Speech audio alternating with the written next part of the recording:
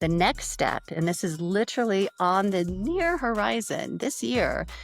Now imagine as a manager, I say, I just want to hire somebody for my new marketing team.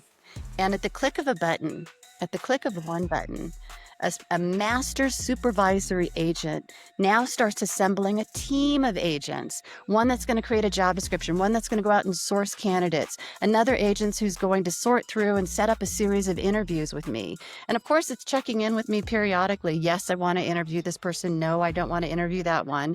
And then as the interviews happen across the team, it's summarizing all the feedback from the players and comes back and says, here are the top 3 candidates, right? I make my decision. Another agent is called in to create the job offer and actually extend it. I mean, all of the automation that by my just pressing a single button that says hire someone, it will call that whole team of digital agent workers for me working on my behalf to complete that end-to-end experience from creating and Have sourcing goosebumps. candidates to hire.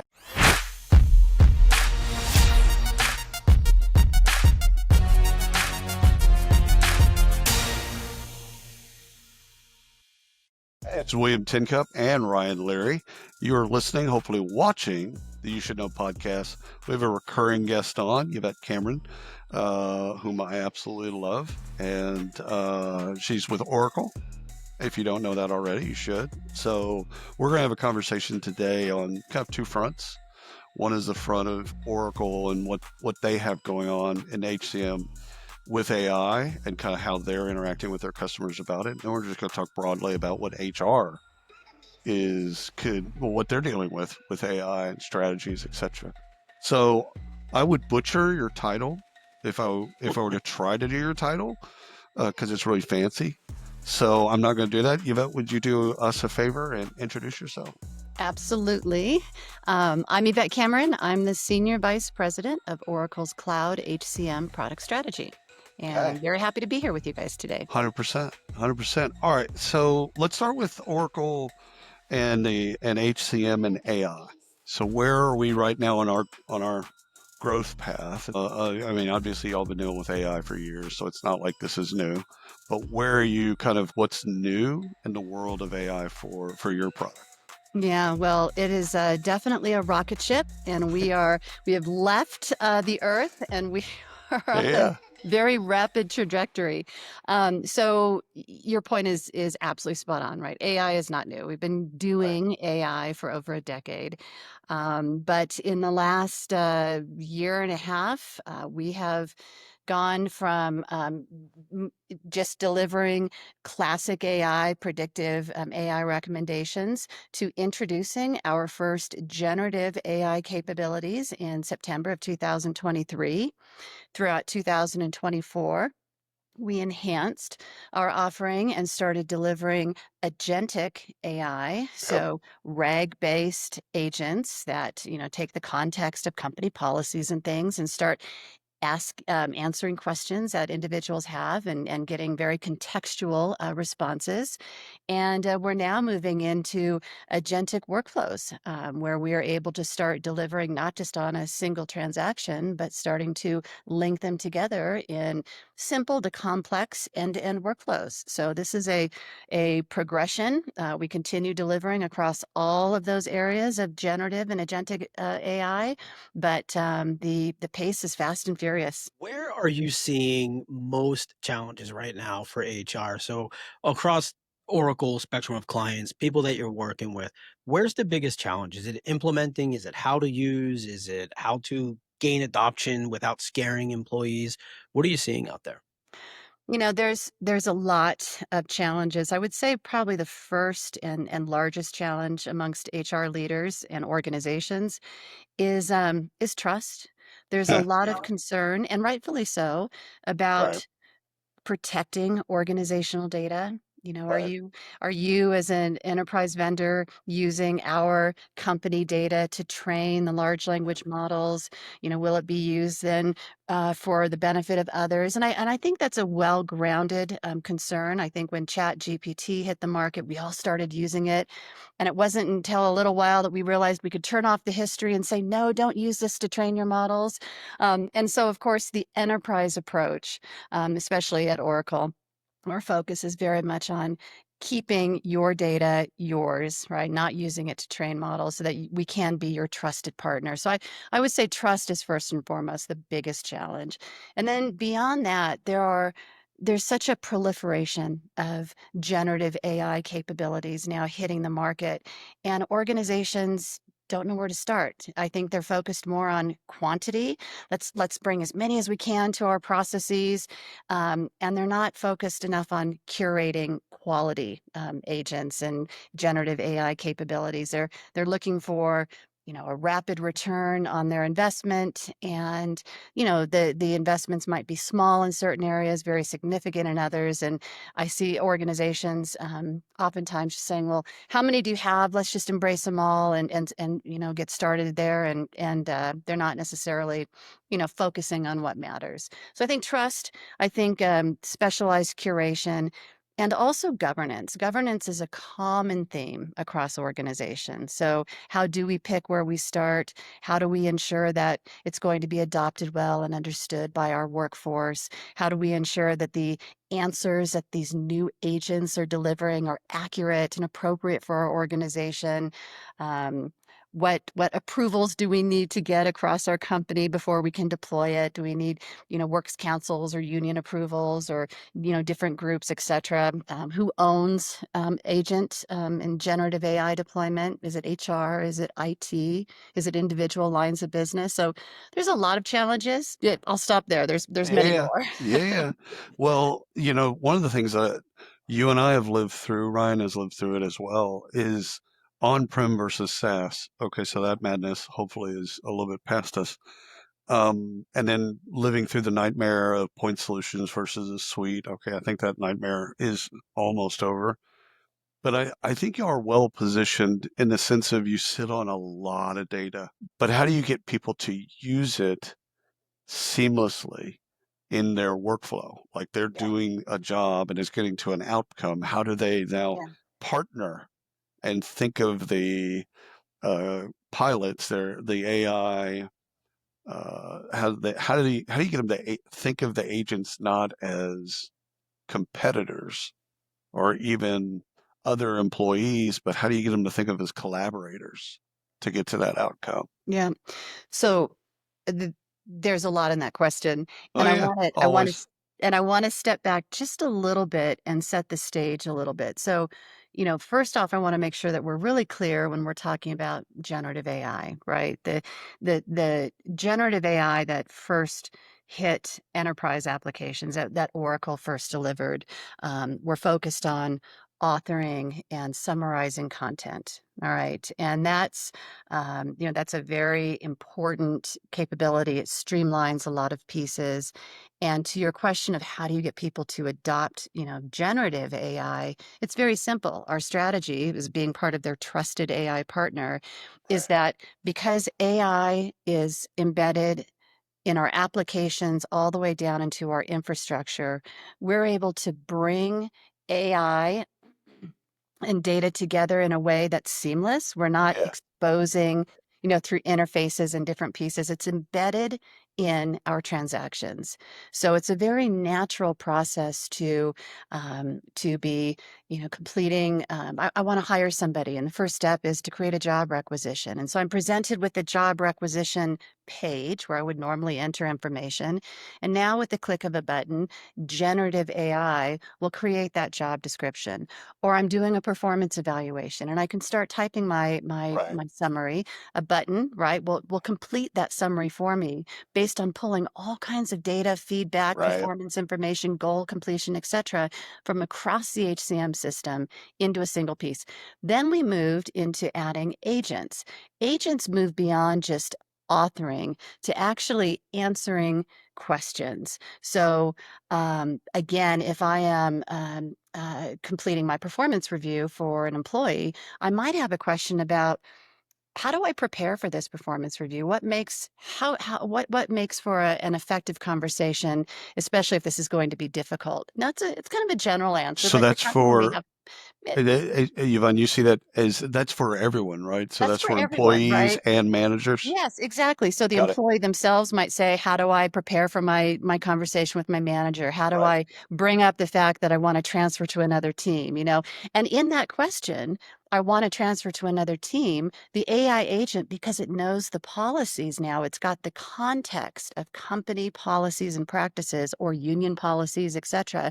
It can say, well, Yvette, you should know that you have to be in your position for 1 year before you're eligible for a Oh, that's transfer. And it cool. can answer and guide me because that's the company policy. Whereas for Jane sitting next to me in a different division, it might be that while the company policy is a year in your position, because of that particular organization, it might be 6 months or something different.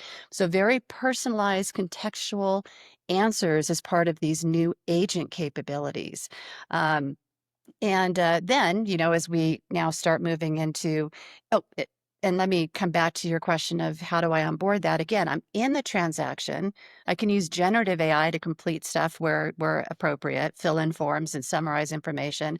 I can now contextually ask questions anywhere in the app across benefits, comp, time and Right. labor. I'm making my schedule. I'm adjusting my leave of absence and ask questions and get that personalized guidance anywhere. So onboarding is not a consideration. It's just right there in the way that I interact with the application. And of course, from an administrative perspective and a customer perspective, it's nice because we're not having to pay for this service, right? We embed generative AI and agentic AI in our applications at no additional cost because our focus Love that. is getting people to better outcomes, Right. right? And this is a challenge I've heard, William.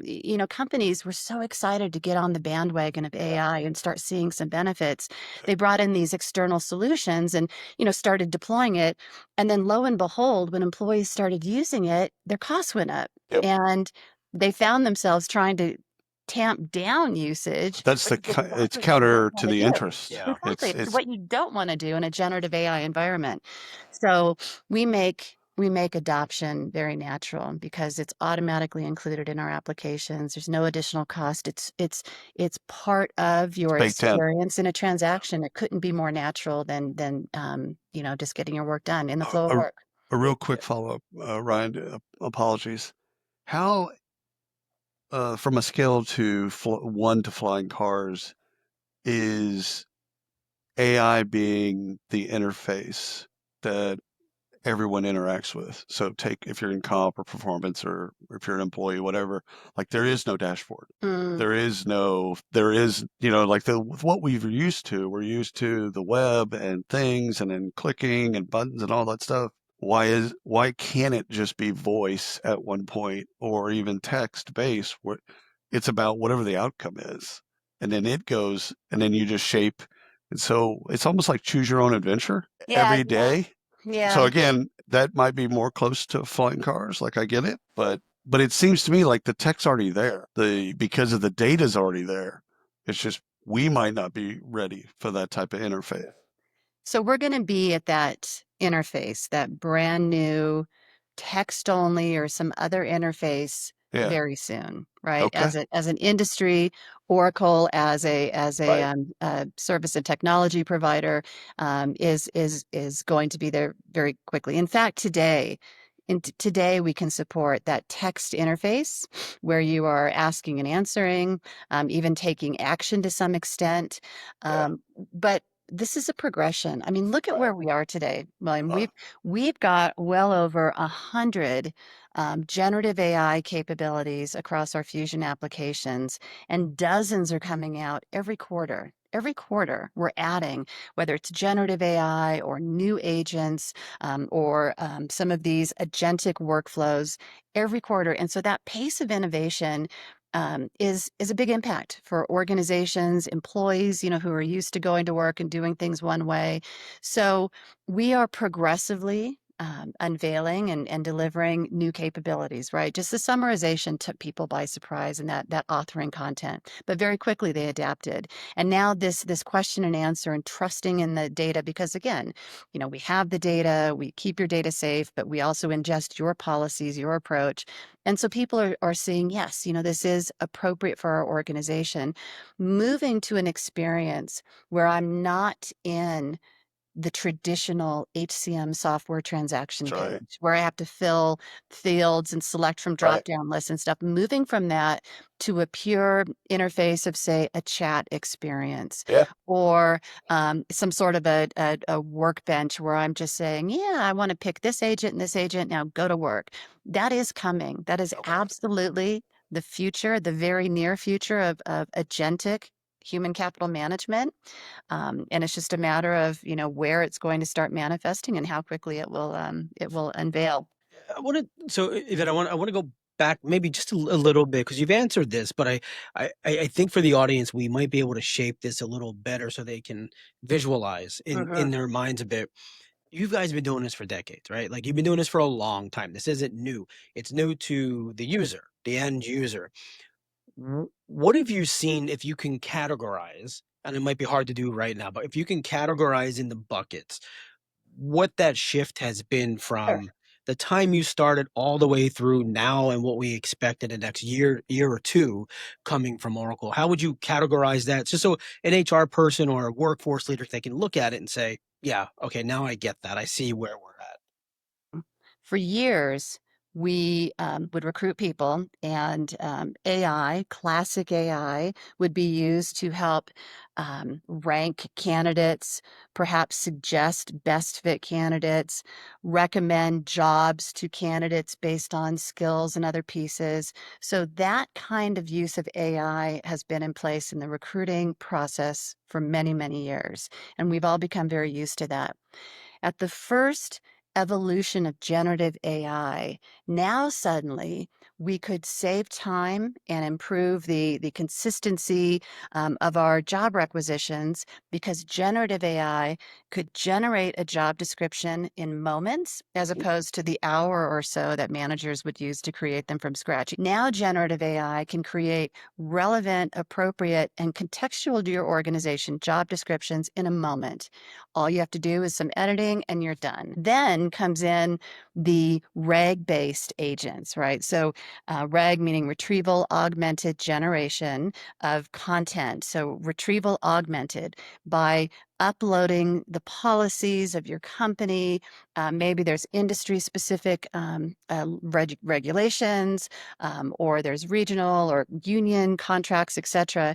By uploading those policies against these new generative agents, these agentic agents, now we can start answering questions and guiding people in a much more natural, efficient way than follow, the click path to different places. And as a manager, I can, as I'm saying, I want to create a job requisition and I want to hire for somebody, the agent can now come back and start advising that, by the way, there are, people in your organization, or here's as I'm making the offer, I can say, is this offer a good one?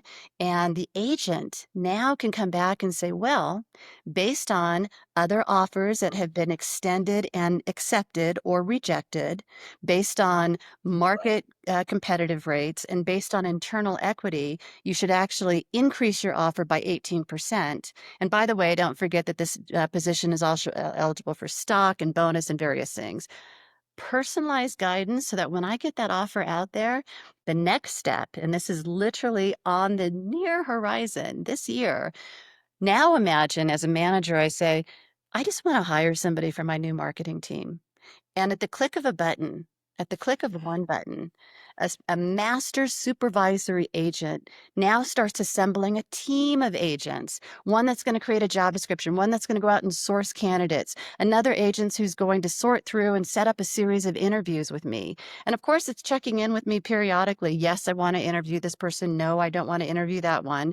And then as the interviews happen across the team, it's summarizing all the feedback from the players and comes back and says, here are the top 3 candidates, right? I make my decision. A another agent is called in to create the job offer and actually extend it. I mean, all of the automation that by my just pressing a single button that says hire someone, it will call that whole team of digital agent workers for me working on my behalf to complete that end-to-end experience from creating and Have sourcing goosebumps. candidates to hire. I mean, it feels like I love it. magic, doesn't it? You're giving me goosebumps. So this might be far fetched, but we've all seen the videos of Elon Musk and some of the others saying at the company, if the meeting doesn't pertain to you, get up and walk out.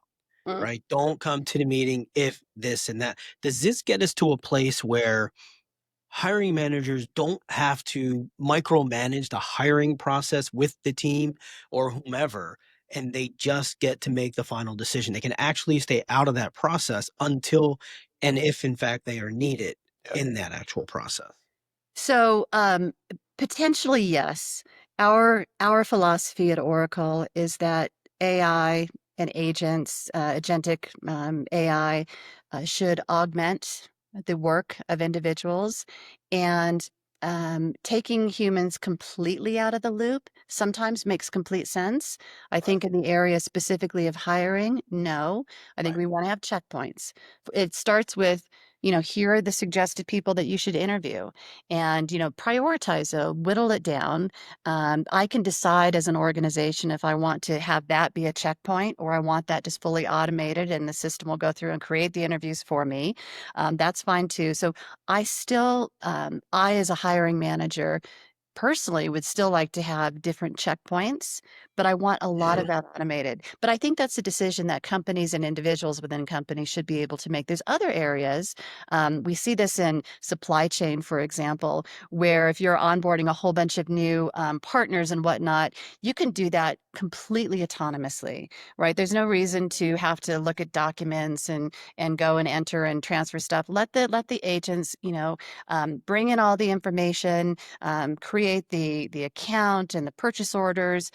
If I'm going to meet with somebody, use agents to bring in all the background information that's appropriate to meet with that supplier and make some determination, and ultimately get them set up to where I just have to hit a yes, accept this new, these 20 new suppliers or 200 new suppliers.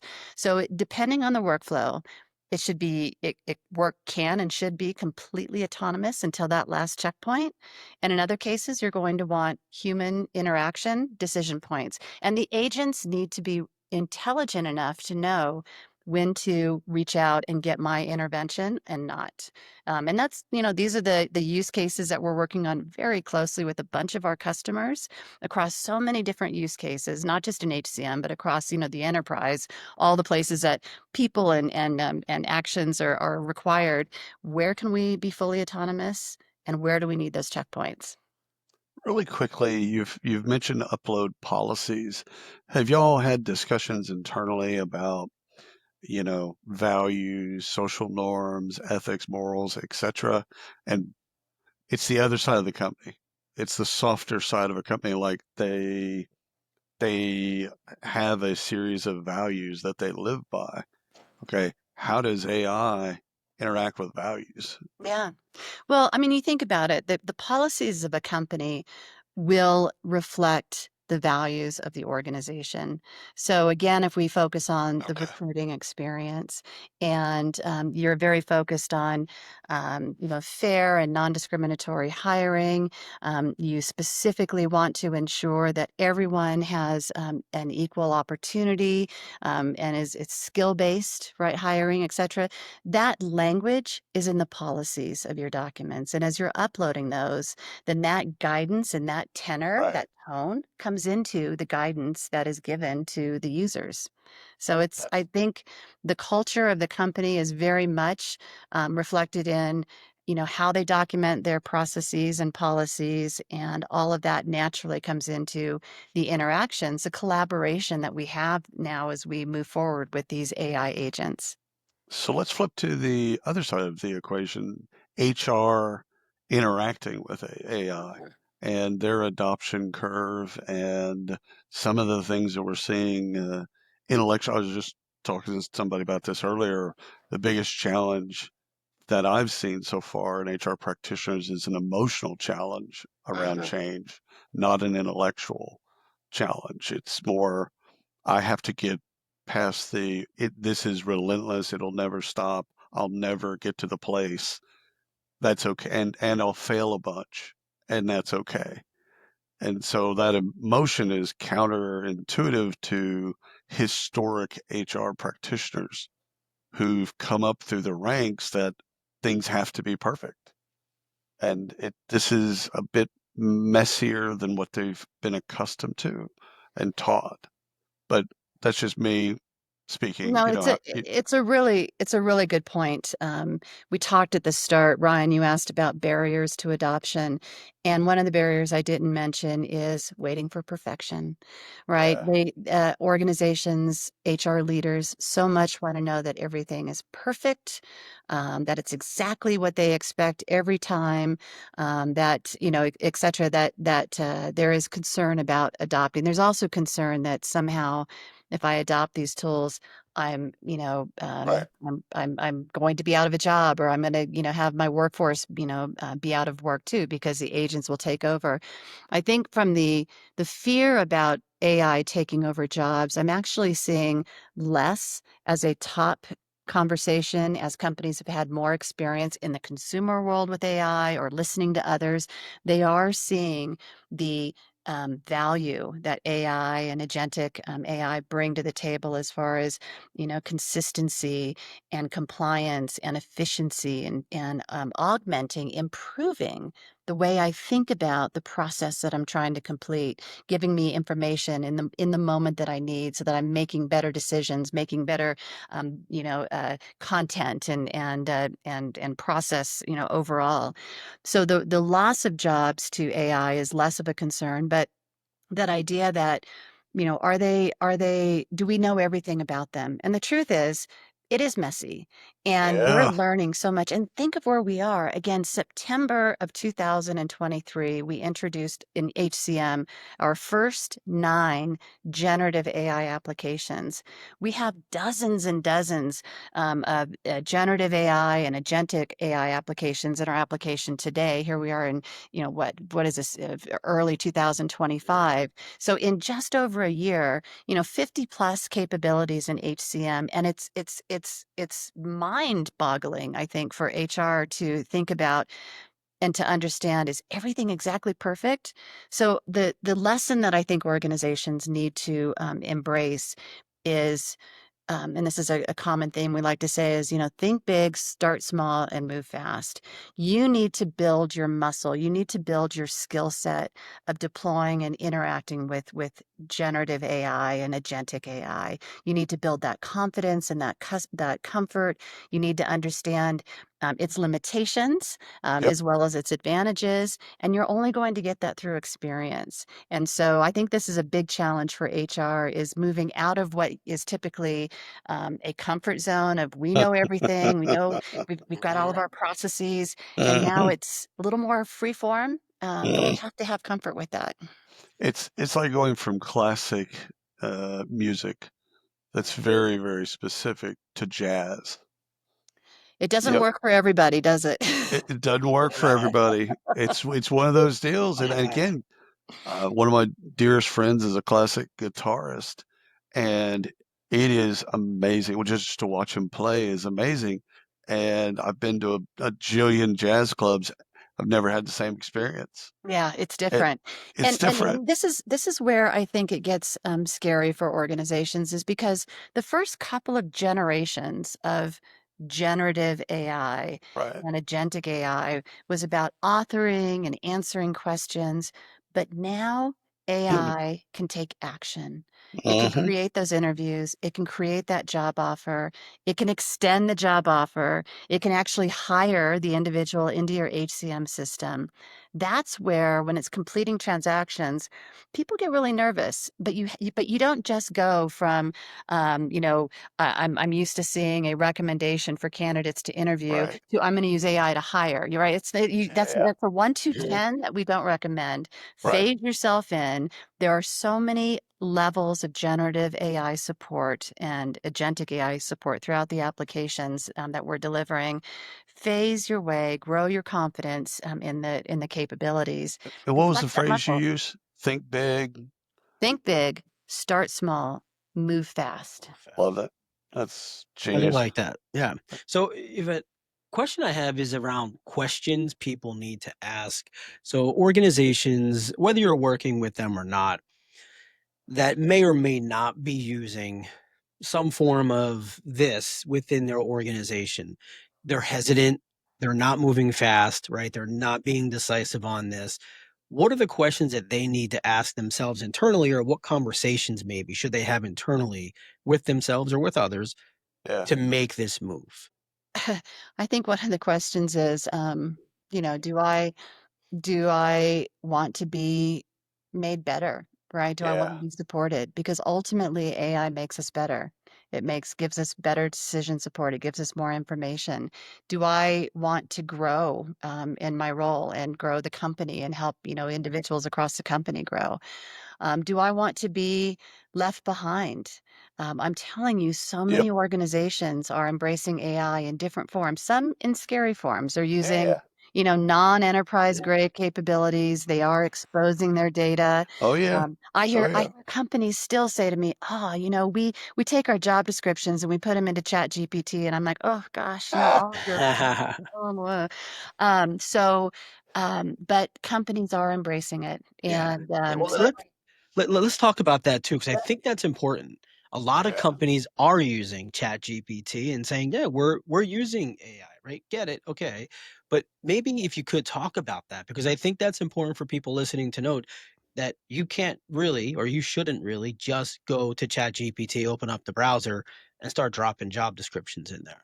No, and every solution has its different approaches, and they'll, some of the consumer-based tools and others that are not delivered with your HCM capabilities will say, "Oh, we protect your data," but in Right. truth, they're not.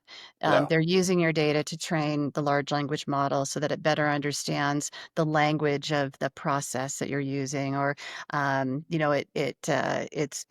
consuming your company data, and that's just not what we want Doesn't to have have happen. access. We Yeah. want Doesn't that have access to that. it's that IP that you need to Yep. protect.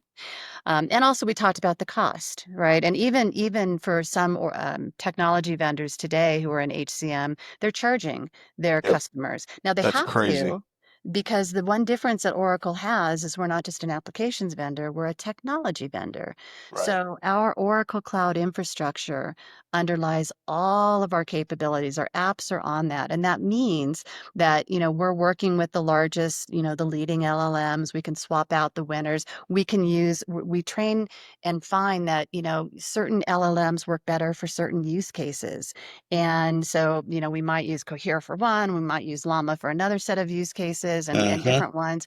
We have that ability to swap, but ultimately, our cloud infrastructure, we're delivering the scale that's needed for these. And we're seeing the adoption of AI is just taking off. The other vendors have to charge if they don't have that technology infrastructure, Right. because they're dependent on third parties like Oracle or AWS or Google or others who can, increase their prices as the volume increases in clicks, right?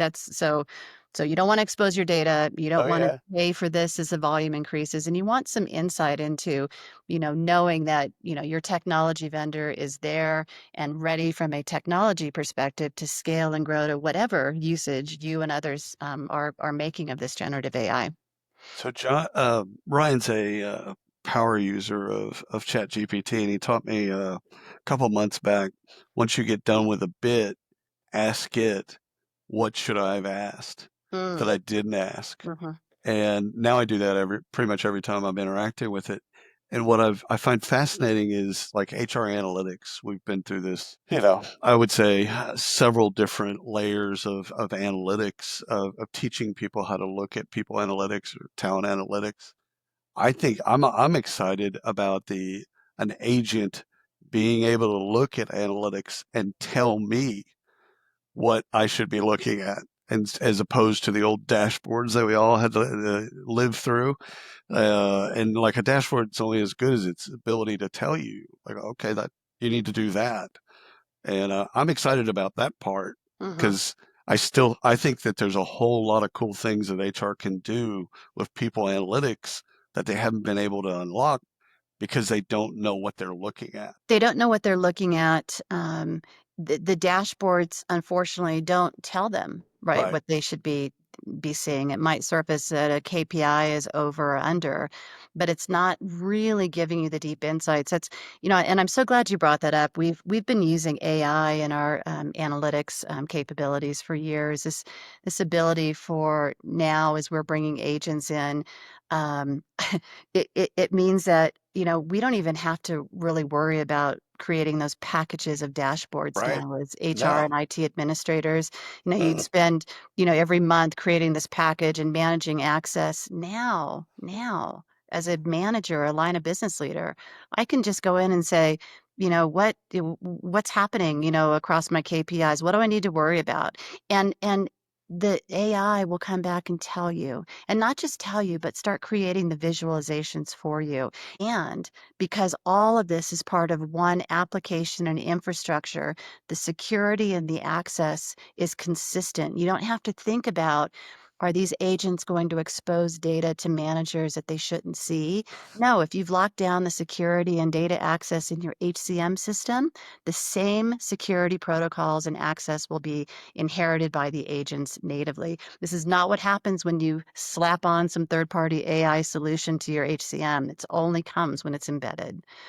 So I Well, love it. It'll tell you what you need. It'll draw the visualizations for you, and it won't expose anything more than it should. It's amazing. last quick question for me. Realistically, how far out should HR practitioners be thinking about their AI strategy? Um, Well, I would say if they haven't already embarked on AI, on embracing, if they're still Right. in the analysis phase or trying to Right. create their governance councils, they're already behind, right? The Right. time to start was yesterday on this stuff. But I will tell you that AI, as we've mentioned, is progressing rapidly. We're already in our third or fourth generation, as it were, of generative and agentic AI capabilities. And this idea of actually changing the user experience so that I'm not going to a transaction page, but I'm just managing in a chat or managing from some, dashboard or workbench. That is on the very near horizon. So as an HR leader thinking about my AI strategy, I would say you need to think about what you can do tomorrow. Where can you start or where can you advance tomorrow? Because if you try to think about where do I want to be a year from now, who knows? Because AI is changing and growing so rapidly. Get started, build that experience, and then watch, what comes. And don't be afraid to explore and experiment. And there may be some challenges along the way. That's part of learning and growing. And, Apple phones grew very quickly and we had challenges, but, it's this technology has taken off even faster than that. So it's a rocket ship, as I said at the start of this, and moving quickly. Drops mic, walks off stage. Yvette Cameron. Everyone connect with her on LinkedIn. I'm sure she'll love that. Anyhow, Yvette, thank you for coming on the show. Thank you for breaking things down. Y'all are doing great work, and we love you.